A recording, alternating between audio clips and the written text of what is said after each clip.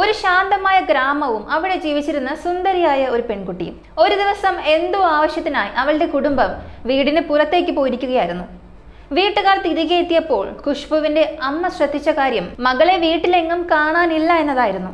എന്നാൽ ആ സമയത്ത് ഒരു പ്രത്യേകതയുണ്ടായിരുന്നു. ഖുഷ്ബുവിന്റെ പുസ്തകങ്ങളെല്ലാം അവിടെ ചിതറിക്കിടക്കുകയായിരുന്നു. എന്തോ ചെയ്തുകൊണ്ടിരിക്കുന്നതിനിടയിൽ പെട്ടെന്ന് എഴുന്നേറ്റു പോയതുപോലെയാണ് തോന്നിയത്. ഇതിനു മുൻപും പലതവണ അവൾ തനിയെ അടുത്തുള്ള കടയിലേക്കോ അല്ലെങ്കിൽ സമീപത്തുള്ള കസിൻസിന്റെ വീട്ടിലേക്കോ ഒക്കെ പോകാറുള്ളത് കൊണ്ട് വീട്ടുകാർ ആദ്യം അത്ര ഭയത്തിലോ ടെൻഷനിലോ ആയില്ല. എന്നാൽ അടുത്ത ദിവസമായിട്ടും അവൾ തിരിച്ചെത്താതിരുന്നതോടെ പെൺകുട്ടിക്ക് എന്തോ വലിയ അപകടം സംഭവിച്ചിട്ടുണ്ടെന്ന് കുടുംബത്തിന് ഉറപ്പായി. അതോടെ അവളെ കണ്ടെത്താനായി ആ ഗ്രാമം മുഴുവനും ഒന്നിച്ചിറങ്ങി. ഒടുവിൽ പോലീസ് ഈ കേസ് ഏറ്റെടുത്തപ്പോൾ യഥാർത്ഥ കുറ്റവാളിയെ വലയിലാക്കാൻ അവർ തന്ത്രപൂർവമായ ഒരു വലിയ നീക്കം നടത്തി. പോലീസ് ഒരു വ്യാജ വാർത്ത അവിടെ പരത്തി. എന്നാൽ ആശ്ചര്യം എന്ന് പറയട്ടെ, പിന്നീട് മുന്നോട്ട് പോയപ്പോൾ ആ വ്യാജ വാർത്ത അക്ഷരം പ്രതി സത്യമായി മാറുകയായിരുന്നു. ഒരു പെൺകുട്ടിയെ കാണാതാവുകയും അവളെക്കുറിച്ച് യാതൊരു വിവരവും ആർക്കും ലഭിക്കാതിരിക്കുകയും ചെയ്ത ഒരു കേസ്. മറുഭാഗത്ത് കുറ്റവാളി ഒരൊറ്റ തെളിവ് പോലും അവശേഷിപ്പിച്ചിട്ടുമുണ്ടായിരുന്നില്ല. എങ്കിലും ഒടുവിൽ പോലീസ് തങ്ങളുടെ ബുദ്ധിസാമർഥ്യം കൊണ്ട് ഈ കേസിന്റെ ചുരുൾ അഴിക്കുക തന്നെ ചെയ്തു. ആ യഥാർത്ഥ കുറ്റവാളിയുടെ പേര് കേൾക്കുമ്പോൾ നിങ്ങൾക്ക് പോലും വിശ്വസിക്കാൻ സാധിക്കില്ല. അത് യാതൊരു സംശയമില്ല.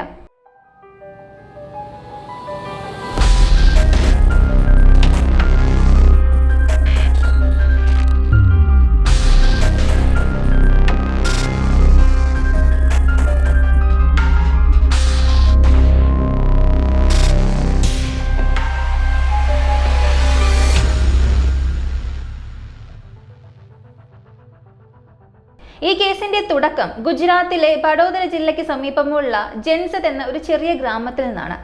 അവിടുത്തെ ശാന്തതയ്ക്കും ജനങ്ങൾക്കിടയിലെ പരസ്പര സ്നേഹത്തിനും പേര് കേട്ടൊരു പ്രദേശമായിരുന്നു അത്. വർഷങ്ങളായി പരസ്പരം അറിയുന്നവരായിരുന്നു അവിടെയുള്ളവർ. ആരുടെയെങ്കിലും വീട്ടിൽ ഒരു പ്രശ്നമുണ്ടായാൽ ആ ഗ്രാമം മുഴുവനും അവർക്കൊപ്പം വന്നു നിൽക്കും. കുറ്റകൃത്യങ്ങൾ എന്നത് അവിടെ കേട്ടുകേൾവി പോലും ഇല്ലാത്ത ഒന്നായിരുന്നു. എന്നാൽ 2019 ഡിസംബറിൽ ആ ഗ്രാമത്തിൽ ഒരു സംഭവം നടക്കാൻ പോവുകയായിരുന്നു. അത് ഗ്രാമവാസികളെ മാത്രമല്ല, ആ പ്രദേശത്തെ മുഴുവൻ പോലീസ് സംവിധാനത്തെയും ഞെട്ടിപ്പിച്ചു കളഞ്ഞു. ഇത്രയും വലിയൊരു മാസ്റ്റർ പ്ലാൻ എങ്ങനെയാണ് ഒരാൾക്ക് മെനയാൻ കഴിയുക എന്ന് പോലീസുകാർ പോലും ചിന്തിച്ചു പോയി. ആ ഗ്രാമത്തിലായിരുന്നു 20 വയസ്സുകാരിയായ ഖുഷ്ബു ജാനി താമസിച്ചിരുന്നത്. വളരെ ലളിതമായി ജീവിക്കുന്ന കഠിനാധ്വാനിയായ വലിയ ലക്ഷ്യങ്ങളുള്ള ഒരു പെൺകുട്ടിയായിരുന്നു അവൾ. മഹാരാജ യൂണിവേഴ്സിറ്റിയിൽ BCom അവസാന വർഷ വിദ്യാർത്ഥിനിയായിരുന്നു ഖുഷ്ബു. ബാങ്കിംഗ് മേഖലയിൽ നല്ലൊരു ജോലി നേടുക അല്ലെങ്കിൽ MBA പഠിച്ച് തന്റെ കുടുംബത്തിന്റെ സാമ്പത്തിക അവസ്ഥ മെച്ചപ്പെടുത്തുക എന്നതായിരുന്നു അവളുടെ സ്വപ്നം. വീട്ടിലെ സാഹചര്യം അത്ര നല്ലതായിരുന്നില്ല. എങ്കിലും ഖുഷ്ബു സ്വപ്നങ്ങൾ കാണുന്നത് നിർത്തിയില്ല. അവളുടെ അമ്മ ഹേമ ജാനി ഒരു സ്വകാര്യ കമ്പനിയിൽ ജോലി ചെയ്യുകയായിരുന്നു. ആ അമ്മ തന്റെ വരുമാനത്തിന്റെ ഓരോ പൈസയും മകളുടെ ഭാവിക്ക് വേണ്ടിയാണ് മാറ്റിവെച്ചിരുന്നത്. മകൾ വിജയിച്ചാൽ തന്റെ കുടുംബത്തിന്റെ ദയനീയാവസ്ഥ മാറുമെന്ന് ആ അമ്മയ്ക്ക് ഉറപ്പായിരുന്നു. അങ്ങനെയിരിക്കെ 2019 ഡിസംബർ 11 ഒരു ബുധനാഴ്ച ദിവസം, അന്ന് രാവിലെ എല്ലാം തികച്ചും സാധാരണ പോലെയായിരുന്നു. ഖുഷ്ബു പതിവ് പോലെ കോളേജിലേക്ക് പോവുകയും ഉച്ചയോടെ ക്ലാസ് കഴിഞ്ഞ് വീട്ടിൽ തിരിച്ചെത്തുകയും ചെയ്തു. കുറച്ചു സമയത്തിന് ശേഷം അവൾ തന്റെ സഹോദരി തേജസിനൊപ്പം ബാങ്കിലെ എന്തോ ആവശ്യത്തിനായി പുറത്തേക്ക് പോയി. കുറച്ചു സമയത്തിനുള്ളിൽ തന്നെ അവർ വീട്ടിൽ തിരിച്ചെത്തുകയും ചെയ്തു. തേജസ് അവളെ വീടിന് മുന്നിൽ ഇറക്കിയ ശേഷം സ്വന്തം ഭർത്തൃ വീട്ടിലേക്ക് മടങ്ങിപ്പോയി. ഖുഷ്ബുവിനെ ഒരാൾ ജീവനോടെ കാണുന്നത് അത് അവസാന നിമിഷമായിരിക്കുമെന്ന് ആരും കരുതിയിരുന്നില്ല. ആ സമയത്ത് ഖുഷ്ബുവിന്റെ അമ്മ ജോലിക്ക് പോയിരിക്കുകയായിരുന്നു. ഒരു സാധാരണ ദിവസം പോലെയാണ് ആ ഗ്രാമം മുന്നോട്ട് പോയിക്കൊണ്ടിരുന്നത്. എന്നാൽ ഇതിനിടയിൽ ആ ദിവസം അവിടെ ഒരു വലിയ രഹസ്യം ഒളിച്ചിരിപ്പുണ്ടായിരുന്നു. അത് വരാനിരിക്കുന്ന ദിവസങ്ങളിൽ ആ ഗ്രാമത്തിന്റെ മുഴുവൻ ഉറക്കം കെടുത്താൻ പോകുന്ന ഒന്നായിരുന്നു. വൈകുന്നേരത്തോടെ ഹേമ ജാനി ജോലി കഴിഞ്ഞ് വീട്ടിൽ തിരിച്ചെത്തിയപ്പോൾ വീടിന്റെ വാതിൽ പുറത്തു നിന്ന് പൂട്ടിക്കിടക്കുന്നതാണ് കണ്ടത്. ആദ്യം അവർ കരുതിയത് ഖുഷ്ബു എന്തോ ആവശ്യത്തിന് വേണ്ടി പുറത്തു പോയതായിരിക്കാമെന്ന്. മുൻപ് വല്ലപ്പോഴും അങ്ങനെ സംഭവിക്കാറുള്ളതാണ്. എന്നാൽ സമയം കടന്നുപോയിട്ടും മകൾ വീട്ടിൽ തിരിച്ചെത്തിയില്ല. അമ്മ ഖുഷ്ബുവിന്റെ ഫോണിലേക്ക് നിരന്തരം വിളിച്ചുകൊണ്ടേയിരുന്നു. പക്ഷേ മറുപടി ഒന്നും ഉണ്ടായിരുന്നില്ല. കുറച്ചു കഴിഞ്ഞപ്പോൾ ഖുഷ്ബുവിന്റെ ഫോൺ സ്വിച്ച് ഓഫ് ആവുകയും ചെയ്തു. ഇതോടെ അമ്മയ്ക്ക് വലിയ രീതിയിൽ സംശയം തോന്നി തുടങ്ങി. കാരണം മുൻപൊരിക്കലും ആരോടും പറയാതെ ഖുഷ്ബു ഇത്രയും സമയത്തേക്ക് വീടിന് പുറത്തു പോയിട്ടില്ലായിരുന്നു. ഈ സംഭവങ്ങൾ നടന്ന് അധികം വൈകാതെ തന്നെ ഖുഷ്ബുവിന്റെ സഹോദരി തേജസും അവിടെ എത്തിച്ചേർന്നു. ബാങ്കിൽ നിന്ന് മടങ്ങിയെത്തിയ ശേഷം താൻ ഖുഷ്ബുവിനെ വീട്ടിലിറക്കിയിരുന്നുവെന്ന് തേജസ് വീട്ടുകാരോട് പറഞ്ഞു. അതിനുശേഷം അവളുമായി യാതൊരു ബന്ധവും ഉണ്ടായിരുന്നില്ല. ഇതോടെ കുടുംബം മുഴുവൻ വലിയ ആശങ്കയിലായി. തുടർന്ന് അമ്മയും സഹോദരിയും അളിയനും ചേർന്ന് ഖുഷ്ബുവിനെ തിരഞ്ഞ് അടുത്തുള്ളൊരു ബസ് സ്റ്റാൻഡിലേക്ക് പോയി. അവർ അവിടെ കുറേ നേരം കാത്തുനിന്നു. ഖുഷ്ബു ഏതെങ്കിലും ആവശ്യത്തിനായി വഡോദര സിറ്റിയിലേക്ക് പോയതായിരിക്കുമെന്നും വരുന്ന ഏതെങ്കിലും ബസ്സിൽ അവൾ തിരികെ വരുമെന്നുമാണ് അവർ കരുതിയത്. എന്നാൽ ഒന്നിനു പുറകെ ഒന്നായി ബസ്സുകൾ പലതും വന്നുപോയെങ്കിലും അതിലൊന്നിലും ഖുഷ്ബു ഉണ്ടായിരുന്നില്ല. അവർ പരിസരത്തുള്ള വീടുകളിലെല്ലാം ചെന്ന് ആളുകളോട് അന്വേഷിച്ചെങ്കിലും ഞങ്ങൾ ഇന്ന് അവളെ കണ്ടിട്ടില്ല എന്ന മറുപടിയാണ് എല്ലാവരിൽ നിന്നും ലഭിച്ചത്. അങ്ങനെ അടുത്ത ദിവസവും പുലർന്നു. ഗ്രാമവാസികൾ മുഴുവൻ ഖുഷ്ബുവിനെ കണ്ടെത്താനായി തിരച്ചിൽ ആരംഭിച്ചു. എന്നാൽ ആർക്കും അവളെ കണ്ടെത്താനായില്ല. അടുത്ത 2 ദിവസങ്ങൾ കൂടി ഇതേ രീതിയിൽ കടന്നുപോയി. ഒടുവിൽ ഡിസംബർ 14-ന് കുടുംബം പോലീസ് സ്റ്റേഷനിലെത്തി ഔദ്യോഗികമായി പരാതി നൽകി. പരാതി ലഭിച്ചതോടെ പോലീസ് ഖുഷ്ബുവിനായി അന്വേഷണം ഊർജിതമാക്കി. അവർ ആ പ്രദേശത്തെ വീടുകളിലും ഖുഷ്ബു പഠിക്കുന്ന കോളേജിലും അവൾ പോകാൻ സാധ്യതയുള്ള മറ്റെല്ലാ സ്ഥലങ്ങളിലും എത്തി വിവരങ്ങൾ ശേഖരിച്ചു. എന്നാൽ ഈ ക്രൂരമായ കുറ്റകൃത്യം ചെയ്ത യഥാർത്ഥ പ്രതി അവളെ തിരയുന്ന ആളുകളുടെ കൂടെ നിന്നുകൊണ്ട് ഈ കേസ് വട്ടം ചുറ്റിക്കുന്ന കാര്യം പോലീസിന് അപ്പോൾ അറിയില്ലായിരുന്നു. ഇതിനിടയിൽ 2 ദിവസങ്ങൾ കൂടി കടന്നുപോയി. ഡിസംബർ 16-ന് ഒരു ഉച്ച സമയത്ത് ഗ്രാമത്തിലെ കർഷകർ തങ്ങളുടെ വയലുകളിലേക്ക് പോകുന്നതിനായി ഇറങ്ങി. അപ്പോഴാണ് ഒരു കർഷകന്റെ ശ്രദ്ധ അവിടെയുള്ള ഒരു കുളത്തിലേക്ക് പതിയുന്നത്. കുളത്തിന് മുകളിൽ എന്തോ ഒന്ന് പൊങ്ങിക്കിടക്കുന്നത് അദ്ദേഹം കണ്ടു. സൂക്ഷിച്ചു നോക്കിയപ്പോൾ അതൊരു മനുഷ്യന്റെ കാലാണെന്ന് മനസ്സിലായി. ഉടൻ തന്നെ വിവരമറിഞ്ഞ് പോലീസ് സ്ഥലത്തെത്തി. കുളത്തിൽ നിന്നും ആ വസ്തു പുറത്തെടുത്തപ്പോൾ അതിനുള്ളിൽ നിന്നും ഒരു സാരിയും കറുത്ത നിറത്തിലുള്ള വസ്ത്രങ്ങളും വലിയൊരു ചാക്കും ഒപ്പം ഒരു പെൺകുട്ടിയുടെ മൃതദേഹവുമാണ് കണ്ടെടുത്തത്. പോലീസ് ഒട്ടും സമയം കളയാതെ മൃതദേഹം പോസ്റ്റ്മോർട്ടത്തിനായി ഫോറൻസിക് ലാബിലേക്ക് അയച്ചു. 6 ദിവസം മുൻപ് ഒരു പെൺകുട്ടിയെ കാണാതായ അതേ ചെറിയ ഗ്രാമത്തിൽ നിന്നും മറ്റൊരു പെൺകുട്ടിയുടെ മൃതദേഹം കണ്ടെടുത്തപ്പോൾ അത് ഖുഷ്ബു തന്നെ ആയിരിക്കുമെന്ന് എല്ലാവരും ഉറപ്പിച്ചു. പോസ്റ്റ്മോർട്ടം റിപ്പോർട്ട് വന്നപ്പോൾ അത് ഖുഷ്ബുവിന്റെ മൃതദേഹം തന്നെയാണെന്ന് സ്ഥിരീകരിക്കുകയും ചെയ്തു. എന്നാൽ ഇപ്പോൾ പോലീസിന് മുന്നിൽ ഉയർന്നു വന്ന ഏറ്റവും വലിയ ചോദ്യം ഇതായിരുന്നു. തന്റെ ജീവിതത്തിൽ ഒരുപാട് പ്രതിസന്ധികളോട് പോരാടി തന്റെ ദരിദ്രമായ കുടുംബത്തെ സ്വന്തം കാലിൽ നിർത്താൻ ശ്രമിച്ചിരുന്ന ആ പാവം പെൺകുട്ടിയോട് ആർക്കാണ് ഇത്രയും വലിയ ശത്രുത ഉണ്ടാവുക? ഫോൺ റെക്കോർഡുകളും കുടുംബാംഗങ്ങളുടെ മൊഴിയും അനുസരിച്ച് അവൾക്ക് പ്രണയബന്ധങ്ങളൊന്നും ഉണ്ടായിരുന്നില്ല. അവൾ ഒരു ആൺകുട്ടിയോടും സംസാരിക്കാറ് പോലും ഇല്ലായിരുന്നു. ഗ്രാമത്തിൽ നിന്നും അവളെക്കുറിച്ച് മോശമായ യാതൊരു വിവരവും പോലീസിന് ലഭിച്ചതുമില്ല. അങ്ങനെയെങ്കിൽ ഖുഷ്ബുവിന് നേരെ ഈ ക്രൂരത ചെയ്യാൻ ആർക്കാണ് സാധിക്കുക? ഇനി നിങ്ങൾ കേൾക്കാൻ പോകുന്ന കാര്യങ്ങൾ വളരെ ശ്രദ്ധിച്ച് കേൾക്കുക. കാരണം അത് നിങ്ങളുടെ ചുറ്റുമുള്ള മനുഷ്യരോടുള്ള വിശ്വാസം തന്നെ ഇല്ലാതാക്കി കളയും. അന്വേഷണത്തിനിടയിൽ വളരെ പ്രധാനപ്പെട്ട ചില വിവരങ്ങൾ പോലീസിന് ലഭിച്ചു. ഖുഷ്ബുവിന് വളരെ ചെറിയ പ്രായമായിരുന്നപ്പോൾ അവളുടെ അമ്മയും അച്ഛനും തമ്മിൽ വിവാഹമോചനം നേടിയിരുന്നു.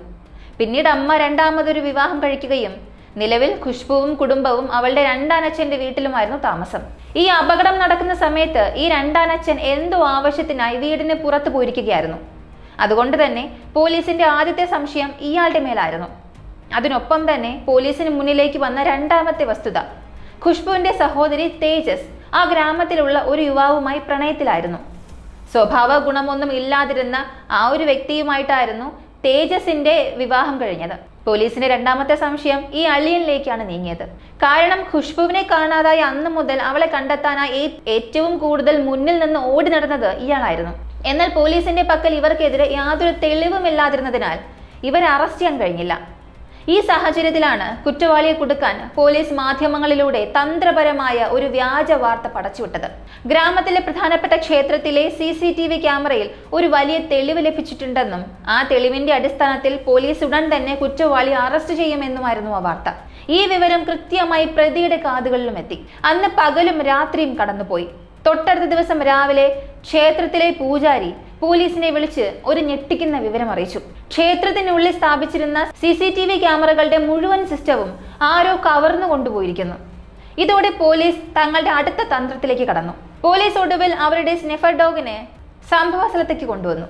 ആ മിടുക്കനായ നായ കുറ്റവാളി സഞ്ചരിക്കാൻ സാധ്യതയുള്ള എല്ലാ വഴികളും മണത്തു നോക്കാൻ തുടങ്ങി. അങ്ങനെ മണത്ത് പിടിച്ച് ആ നായ ഒടുവിൽ ചെന്ന് നിന്നത് ഗ്രാമത്തിലെ ഒരു വീടിന് മുന്നിലായിരുന്നു. പോലീസ് ആ വീട് തുറന്ന് പരിശോധിച്ചപ്പോൾ അവിടെ ഒരു യുവാവിനെ കണ്ടെത്തി. അത്രമാത്രമല്ല, ആ വീട്ടിൽ ഒളിപ്പിച്ചു വെച്ചിരുന്ന നിലയിൽ ക്ഷേത്രത്തിൽ നിന്ന് മോഷ്ടിക്കപ്പെട്ട ആ CCTV ക്യാമറകളുടെ മുഴുവൻ സിസ്റ്റവും പോലീസ് കണ്ടെടുത്തു. ഈ ശക്തമായ തെളിവിന്റെ അടിസ്ഥാനത്തിൽ പോലീസ് ആ യുവാവിനെ ഉടൻ തന്നെ അറസ്റ്റ് ചെയ്തു.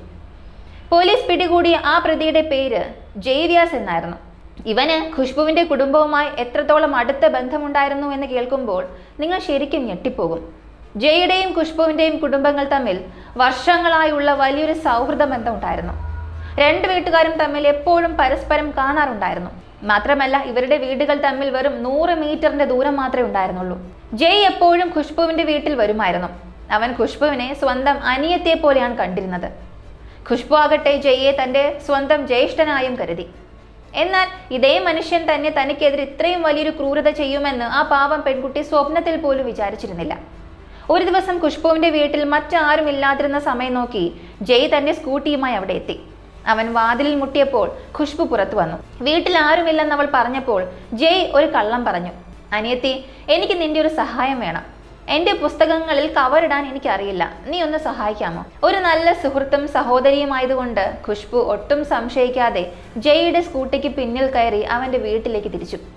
ഉച്ചസമയമായിരുന്നതിനാലും വെറും 100 മീറ്റർ ദൂരം മാത്രമായിരുന്നതിനാലും ഗ്രാമത്തിലുള്ള ആരും തന്നെ ഇവർ ഒരുമിച്ച് പോകുന്നത് കണ്ടില്ല. അവർ വീട്ടിലെത്തിയപ്പോൾ ജയ്യുടെ അച്ഛനും അമ്മയും അവിടെ ഉണ്ടായിരുന്നില്ല. ജയ് വീട്ടിൽ തനിച്ചായിരുന്നു. അകത്ത് കയറി ഉടൻ തന്നെ ഖുഷ്ബു പുസ്തകങ്ങൾ കയ്യിലെടുത്ത് കവറിടാൻ തുടങ്ങി.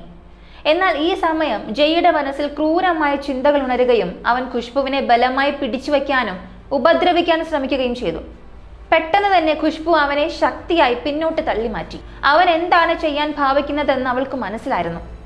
അങ്ങേയറ്റം ദേഷ്യത്തോടെയും വിഷമത്തോടെയും അവൾ അവനോട് പറഞ്ഞു, ഞാൻ നിന്നെ എന്റെ സ്വന്തം ചേട്ടനായിട്ടാണ് കണ്ടത്. നിനക്ക് എന്നോട് ഇങ്ങനെ ചെയ്യാൻ എങ്ങനെ തോന്നി?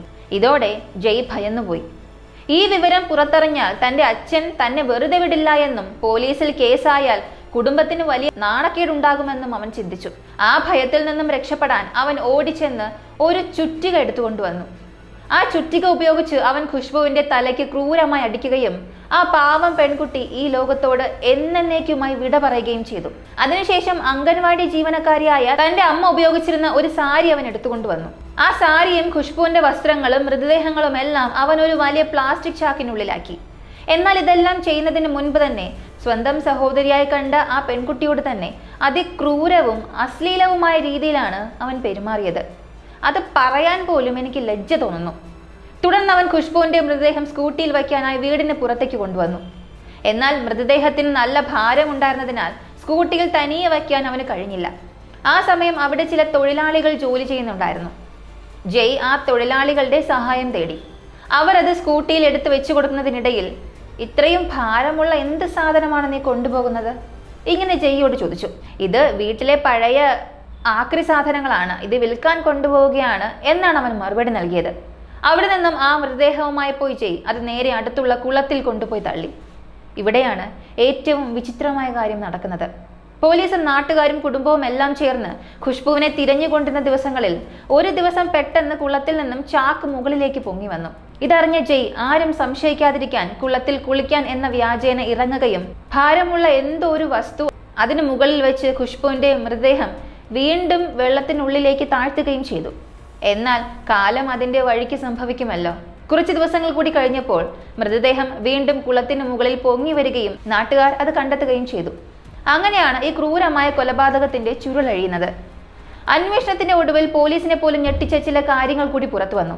ഈ കൊലപാതകത്തിന് ശേഷം തെളിവുകൾ നശിപ്പിക്കാൻ ജയുടെ അച്ഛനും അമ്മയും അവനെ സഹായിച്ചിരുന്നു. ഖുഷ്ബുവിനെ കാണാതായതിന് തൊട്ടു പിന്നാലെ അവർ തങ്ങളുടെ വീട് മുഴുവനും പുതിയ പെയിന്റ് അടിച്ചു. വീട്ടിലെ വാതിലിന്റെ ഹാൻഡിലുകൾ അതുപോലും അവർ പുതിയതാക്കി. കാരണം പഴയ ഹാൻഡിൽ രക്തക്കറയോ ഫോറൻസിക് തെളിവുകളോ അവശേഷിച്ചിട്ടുണ്ടാകാമെന്നവർ ഭയന്നിരുന്നു. പോലീസിന് മുന്നിൽ വെച്ച് ജയ് പറയുന്നുണ്ടായിരുന്നു അവന്റെ മാതാപിതാക്കൾക്ക് ഇതിൽ പങ്കില്ല എന്നും ശിക്ഷ തനിക്ക് മാത്രം നൽകണമെന്നും. എന്നാൽ പോലീസ് അത് കേട്ടില്ല. തെളിവ് നശിപ്പിക്കാൻ കൂട്ടുനിന്ന കുറ്റത്തിന് കോടതി ജയുടെ അച്ഛനെയും അമ്മയെയും ഒരുപോലെ ശിക്ഷിക്കുകയുണ്ടായി. നമ്മുടെ ചുറ്റുമുള്ള മനുഷ്യരെ പോലും ഭയപ്പെടേണ്ടി വരുന്ന ഈ ഒരു ഭീകരമായ യഥാർത്ഥ കഥയെക്കുറിച്ചുള്ള നിങ്ങളുടെ അഭിപ്രായങ്ങൾ താഴെ കമന്റിൽ പറയുക. ഒപ്പം നമ്മുടെ ചാനൽ ഇതുവരെയും സബ്സ്ക്രൈബ് ചെയ്യാത്തവരാണെങ്കിൽ ഇപ്പൊ തന്നെ സബ്സ്ക്രൈബ് ചെയ്യുക. അടുത്ത വീഡിയോയിൽ വീണ്ടും കാണാം.